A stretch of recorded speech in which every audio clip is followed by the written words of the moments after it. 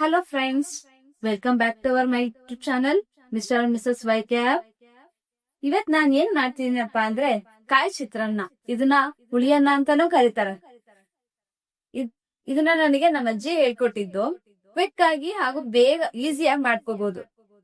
ಇದಕ್ಕೆ ಏನೇನ್ ಬೇಕು ಅಂತ ಒಂದ್ಸರಿ ನೋಡ್ಕೊಂಡ್ಬಿಡೋಣ. ಫಸ್ಟಿಗೆ ಕಾಯಿ ತುರ್ದಿರೋ ಅಂತದ್ದು, ಬೆಳ್ಳುಳ್ಳಿ, ಹಾಗೆ ಅರಿಶಿನ, ಕಡ್ಲೆಬೇಳೆ, ಸಾಸಿವೆ, ಶೇಂಗಾ, ಕರ್ಬೇವು, ಖಾರದ ಪುಡಿ, ಅಚ್ಕಾರದ ಪುಡಿ, ಸ್ವಲ್ಪ ಉಪ್ಪು, ಮೆಣಸಿನ್ಕಾಯಿನೂ ಹಾಕ್ಬೋದು, ಇಲ್ಲ ಖಾರದ ಪುಡಿ ಆದ್ರೂ ಹಾಕ್ಬೋದು. ಸರಿ, ಹಾಗಾದ್ರೆ ಇದನ್ನ ಬೇಗ ಫಸ್ಟ್ ಒಂದು ಮಿಕ್ಸಿ ಮಾಡ್ಕೊಂಡ್ಬಿಡೋಣ. ಇದನ್ನ ಅದಕ್ಕಿಂತ ಮುಂಚೆ ರೈಸ್ ಇಟ್ಕೊಳ್ಳೋಣ. ಬನ್ನಿ.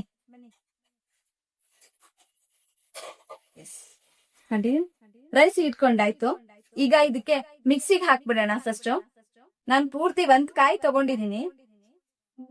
ನೀವು ಫಸ್ಟ್ ಟ್ರೈ ಮಾಡ್ತೀರಾ ಅಂದ್ರೆ ಅರ್ಧದಲ್ಲಿ ಟ್ರೈ ಮಾಡಿ, ಅರ್ಧ ಹೋಳು. ನಾನ್ ಪೂರ್ತಿ ಒಂದು ದೊಡ್ಡ ಕಾಯಿ ತಗೊಂಡಿರೋದು.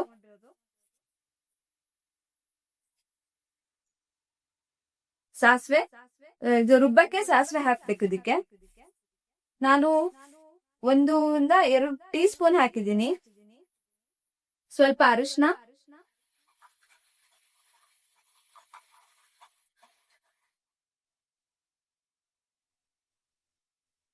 ಉಪ್ಪು,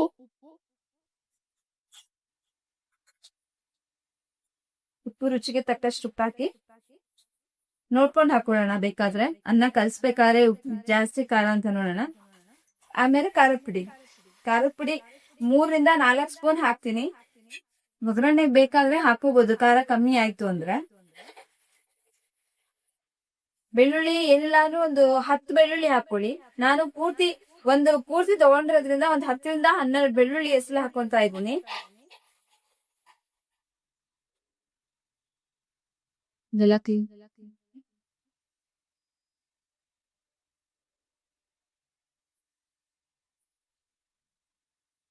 ಬನ್ನಿ, ಒಂದು ಬೇಗ ಮಿಕ್ಸಿ ಮಾಡ್ಕೊಂಬಲ್ಲ ಹೇಳ.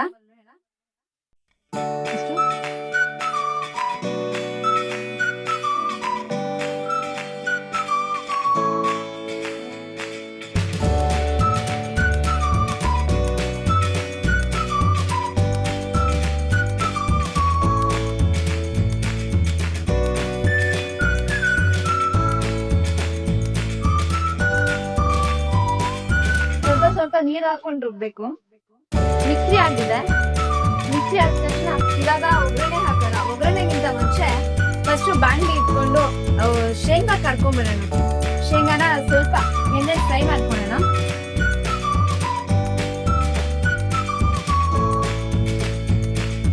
ಇದು ನಮ್ಮ ಮನೇಲಿ ನಮ್ಮ ಅಪ್ಪಾಜಿಗೆ ಮತ್ತೆ ಇಲ್ಲಿ ನನ್ನ ಹಸ್ಬೆಂಡ್ಗೆ, ನಾವು ಇಲ್ಲಿ ನಮ್ಮ ಮದ್ವೆ ನನ್ನ ಹಸ್ಬೆಂಡ್ ತುಂಬಾ ಇಷ್ಟ. ಅಲ್ಲಿ ನಮ್ಮ ಅಪ್ಪಾಜಿಗೆ ಯಾವಾಗ್ಲೂ ನಮ್ಮ ಅಜ್ಜಿ ಮಾಡ್ಕೊಡೋರು. ಅವರಿಂದ ನಾನ್ ಕಲ್ತಿದ್ದು. ಎಣ್ಣೆ ಕಾಯೋವರೆಗೂ ನಾವು ಸ್ವಲ್ಪ ಬೆಳ್ಳುಳ್ಳಿನ ಬೆಳ್ಳುಳ್ಳಿ ಜಜ್ಕೊಳ್ಳೋಣ. ಒಗ್ಗರಣೆಗೆ ಬೆಳ್ಳುಳ್ಳಿ ಬೇಕಾಗುತ್ತೆ.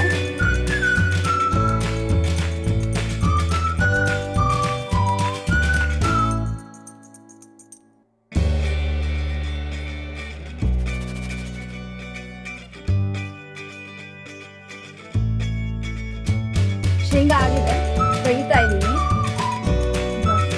ಶೇಂಗಾ ಎಲ್ಲ ಆಗಿದೆ. ಇವಾಗ ಇದೇ ಬಾಂಡಿಗೆ ಒಂದು ಒಗ್ಗರಣೆ ಹಾಕ್ಬಿಡೋಣ.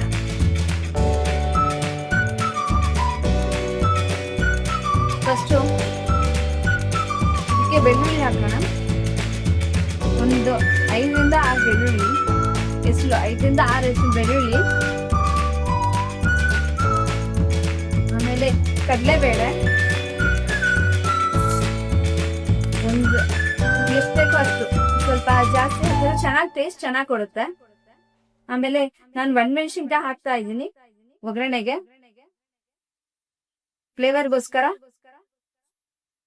ಸ್ವಲ್ಪ ಬೆಳ್ಳುಳ್ಳಿ ಮತ್ತೆ ಕಡಲೆಬೇಳೆ ಚೆನ್ನಾಗಿ ಫ್ರೈ ಆದ್ಮೇಲೆ ಸಾಸಿವೆ ಹಾಕೋಣ.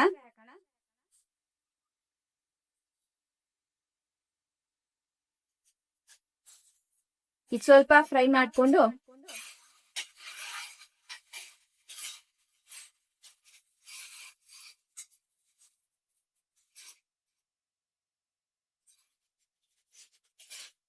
ಈಗ ಈಗ ಚೆನ್ನಾಗಿ ಕೆಂಪಾಗಿ ಚೆನ್ನಾಗಿ ಬೆಂದಿದೆ. ಬೆಳ್ಳುಳ್ಳಿ ಎಲ್ಲ ಸ್ವಲ್ಪ ಫ್ರೈ ಆಗಿದೆ ಚೆನ್ನಾಗಿ. ಈಗ ಇದಕ್ಕೆ ರುಬ್ಬಿರೋ ಅಂತದ್ ಹಾಕೊಳ್ಳೋಣ. ಇದಾಗಿದೆ, ಒಗ್ಗರಣೆ ಎಲ್ಲ ಚೆನ್ನಾಗಿ ಬೆಂದಿದೆ. ಇವಾಗ ಅದಕ್ಕೆ ಮಿಕ್ಸಿ ರುಬ್ಬಿಕೊಂಡಿರುವಂತ ಮಸಾಲೆ ಹಾಕ್ಬಿಡೋಣ.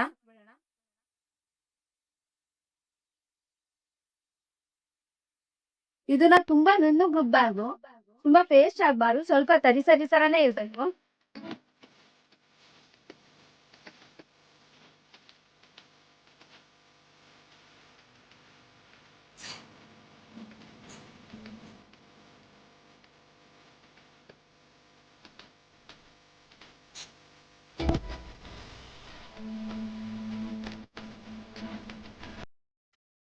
ಇನ್ನು ಸ್ವಲ್ಪ ಇದಕ್ಕೆ ಎಣ್ಣೆನೂ ಸ್ವಲ್ಪ ಎಣ್ಣೆನೂ ಇಡ್ಸುತ್ತೆ. ನಾನು ಗ್ಯಾಸ್ ಆಫ್ ಮಾಡ್ಕೊಂಡಿದ್ದೆ. ಎಲ್ಲಾನು ಹಾಕ್ಬಿಟ್ಟು ಚೆನ್ನಾಗಿ ಮಿಕ್ಸ್ ಮಾಡ್ಕೊಂಡು ಒಂದ್ 5 ರಿಂದ 8 ನಿಮಿಷ ಬೇಯಿಸ್ಕೋಬೇಕು. ಹಸಿ ವಾಸನೆ ಹೋಗ್ಬೇಕು ಕಾಯ್ದು. 10 ನಿಮಿಷ ಬೇಯಿಸಿದ್ರು ಓಕೆನೆ. ಇದಕ್ಕೆ ಸ್ವಲ್ಪ ನೀರ್ ಹಾಕ್ಬಿಟ್ಟು ತೊಳೆದು ಹಾಕೋಣ. ಸ್ವಲ್ಪ ನೀರ್ ಹಿಡಿಯುತ್ತೆ ಇದಕ್ಕೆ.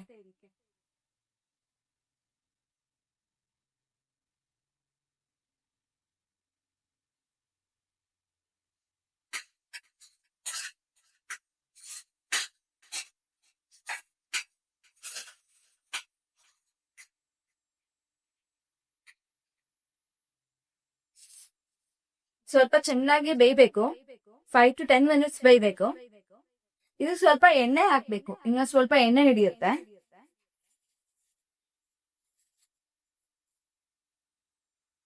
ನಾನೊಂದು 2 ರಿಂದ 3 ಟೇಬಲ್ ಸ್ಪೂನ್ ಅಷ್ಟು ಎಣ್ಣೆ ಹಾಕಿದೀನಿ. ಮತ್ತೆ ಇನ್ನು ಬೇಯ್ತಾ ಇದೆ. ಈಗ ಸ್ವಲ್ಪ ಖಾರ ಕಮ್ಮಿ ಆಗಿದೆ ಅಂತ ಅನಿಸ್ತಾ ಇದೆ ಸ್ವಲ್ಪ. ಅದಕ್ಕೆ ಒಂದ್ ಸಣ್ಣ ಬಾಂಡಿಗೆ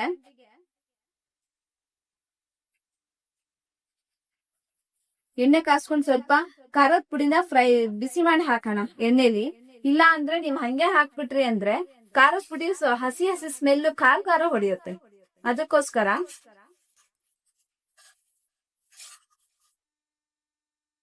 ಹಾಗೆ ಕರ್ಬೇವನು ಹಾಕೋದ್ ಮರ್ತ್ಬಿಟ್ಟಿದ್ದೆ. ಕರ್ಬೇವನು ಹಾಕೋಣ ಜೊತೆಗೆ. ಸ್ವಲ್ಪ ಎಣ್ಣೆ ಹಾಕ್ತೀನಿ, ಜಾಸ್ತಿ ಹಾಕಲ್ಲ, ಸ್ವಲ್ಪನೇ ಹಾಕ್ತೀನಿ.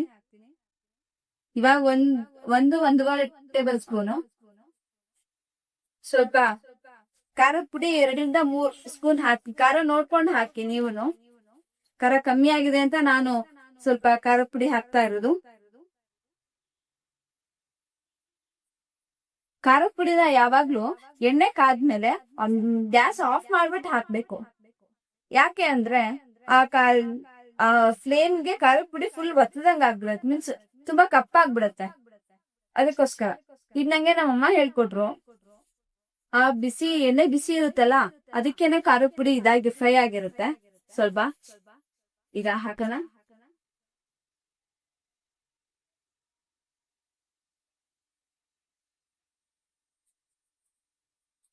ಅನ್ನ ಬಿಟ್ಟಿದ್ಯಾ ಅಂತ ನೋಡೋಣ, ಕುಕ್ಕರ್ ಬಿಟ್ಟಿದೆ ಅಂತ ನೋಡೋಣ ಫಸ್ಟ್. ಕುಕ್ಕರ್ ಬಿಟ್ಟಿದೆ. ಇದಿವಾಗ ಆಗಿದೆ. ಆಫ್ ಮಾಡ್ಕೊಂಡ್ಬಿಟ್ಟು ಇದನ್ನ ಒಂದ್ ಬಾಕ್ಸ್ಗೆ ತಗೊಂಡ್ಬಿಡೋಣ. ಒಂದ್ ಬಾಕ್ಸಿಗೆ ತೆಗ್ದಿಟ್ಟಿದೀನಿ ಜಾಸ್ತಿ ಆಗಿರೋದ್ನ. ಇದನ್ನು ಸ್ವಲ್ಪ ಬಿಟ್ಕೊಂಡಿದೀನಿ. ಇವಾಗ ಇದೇ ಬಾಂಡಿಗೆ ಸ್ವಲ್ಪ ಅನ್ನ ಹಾಕ್ಬಿಟ್ಟು ಕಲ್ಸೋಣ.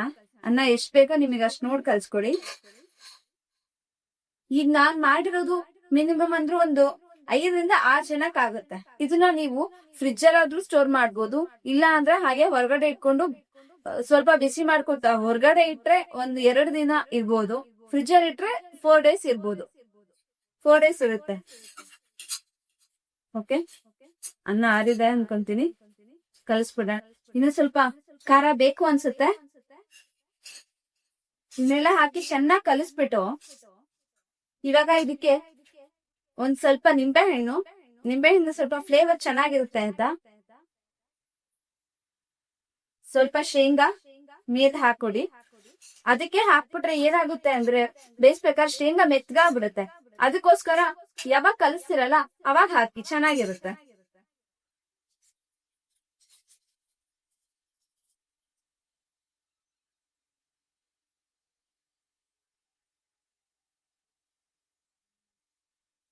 ಇದಕ್ಕೆ ಸ್ವಲ್ಪ ಮೇಲೆ ಕೊತ್ತಂಬರಿ ಹಾಕಿ ಗಾರ್ನಿಶ್ ಮಾಡ್ಬಿಟ್ಟು ಮಾಡಿದ್ವಿ ಅಂದ್ರೆ ರೆಡಿ ಆಗುತ್ತೆ. ಇದು ಬಿಸಿ ಬಿಸಿ ಆದಂತ ಕಾಯನ್ನ ಅಥವಾ ಹುಳಿಯನ್ನ ಟೇಸ್ಟ್ ಮಾಡಿ ಹೇಗಿದೆ ಅಂತ ಹೇಳಿ, ಶೇರ್ ಮಾಡಿ, ಕಮೆಂಟ್ ಮಾಡಿ, ಸಬ್ಸ್ಕ್ರೈಬ್ ಮಾಡಿ, ಹಾಗೆ ಲೈಕ್ ಕೂಡ ಮಾಡಿ. Thank you.